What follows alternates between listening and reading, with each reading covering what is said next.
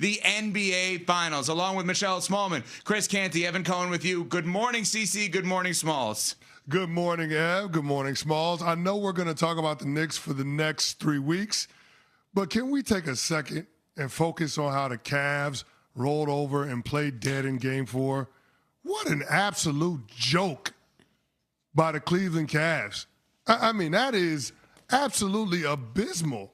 Like, I understand the Knicks have a historic run going, 11 straight playoff wins. They haven't lost a game in 32 days, which is absolutely incredible. They deserve all the credit in the world. The sports character in that locker room, the connectivity that they have.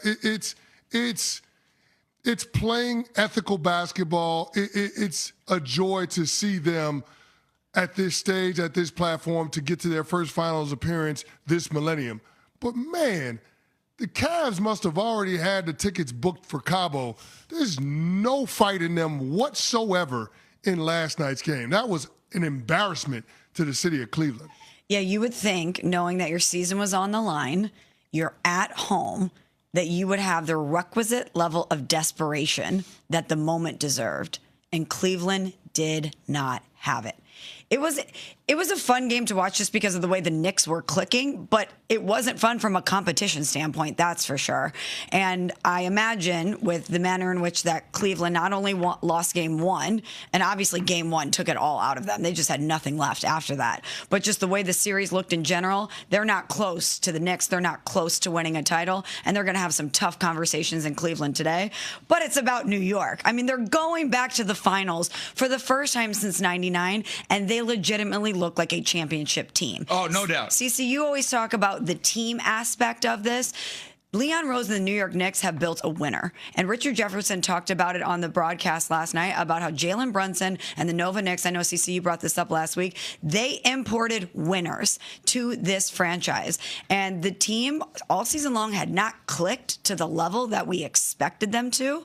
And shout out to Mike Brown for not changing the lineup earlier in the playoffs when things weren't hitting that top gear. He stuck with them. They caught lightning in a bottle, and this team has been unstoppable for the past 11 games. No doubt. No doubt. And every part, I'm glad you said it that way, because here's what the New York Knicks did.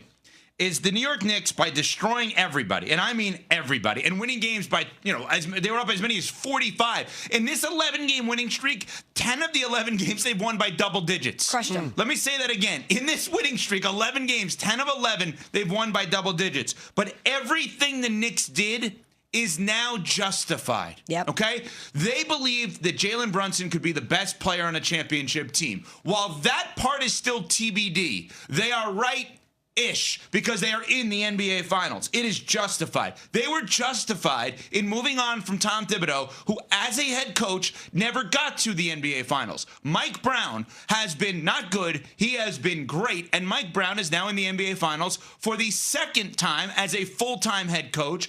The first time in 2007 with the Cleveland Cavaliers. I say full-time head coach because it's kind of his third NBA Finals because he was the coach of the Warriors as an interim basis. NBA Finals. Right. Yeah. So give him credit there. They are justified in trading 5 first-rounders for Mikal Bridges. They are justified in trading Julius Randle and Dante DiVincenzo for Karl Anthony Towns. They are justified in trading for OG and giving up 2 guys they drafted in the first round, and RJ Barrett and Emmanuel Quickley. And one other guy is justified, and you mentioned his name, a former lifelong agent who now runs the team in Leon Rose. He is justified in one thing, and I'm being serious about this because nobody knows about this better than Cece. He's justified in not speaking.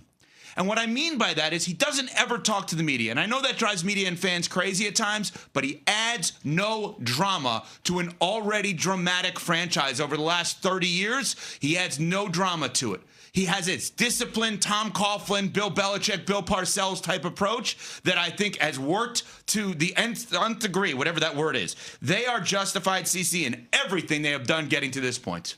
No question about it. And here's the reality for the New York Knicks. They had a week off between the semis and the conference finals.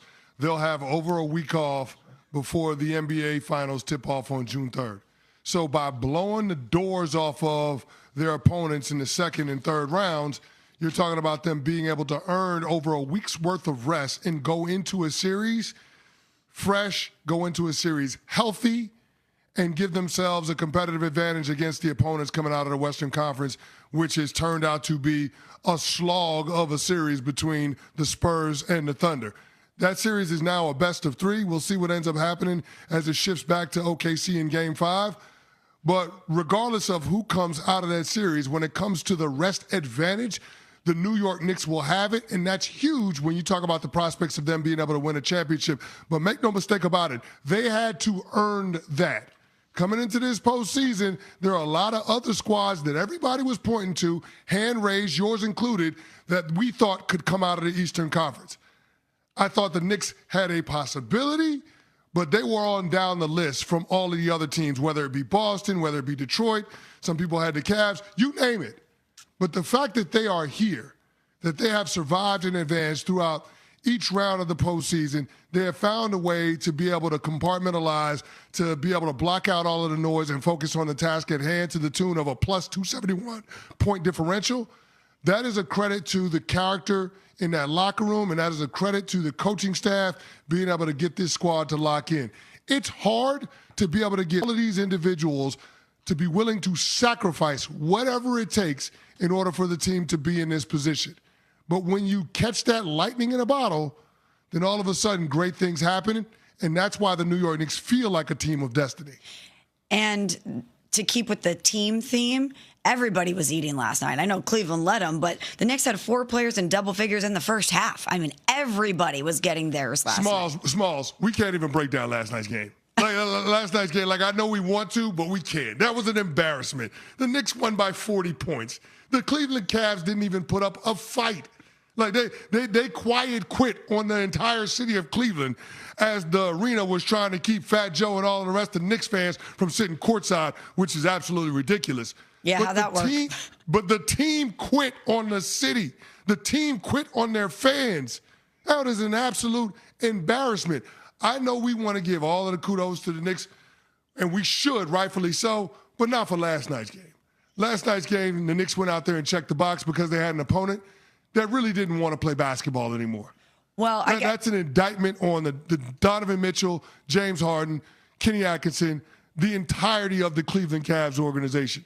That was not competitive at all. They look like the bad news Bears version of basketball. That's what we saw last night from the Cavs. That was not professional basketball. No, but I do look at the connectivity of the Knicks and the way that they have been playing, the way that everybody has been stepping up from Jalen Brunson down the line, and I look at it as what is predictive for what's coming next. Because, yes, you could say it's a successful season that the Knicks got a step further than they did last year. They made it to the NBA Finals. That's what James Dolan, the governor of the team, had said as recently as January. This is a team that can get to the finals. So that feels like a success on paper. But the way that this team is playing, the way they are crushing everyone, they're having fun, the way everyone is contributing, how hot they are. I feel like if they don't win the chip this year, it's going to feel like a failure.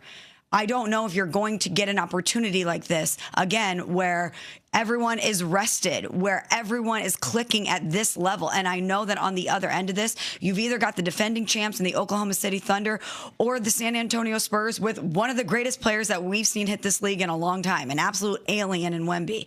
But the way the Knicks are playing, they should win the title. That's a bold statement in itself, and it's a bold statement relative to projecting a title, but it is also completely justified based on this 11-game winning streak and the overall postseason. And, Zach Cram, ESPN.com NBA writer, put out there how quickly it took the Knicks to build a 20-point lead in closeout games. Atlanta 11 minutes, Philly 11 minutes, Cleveland 13.5 minutes. So they struggled a little bit last night relative to the norm for them this postseason. They have annihilated people. But also based on the fact that San Antonio and Oklahoma City are banged up, they are beating each other up. The series is going longer while the Knicks are resting. Do you not think if they don't get it done that they're going to look at this like a huge wasted opportunity?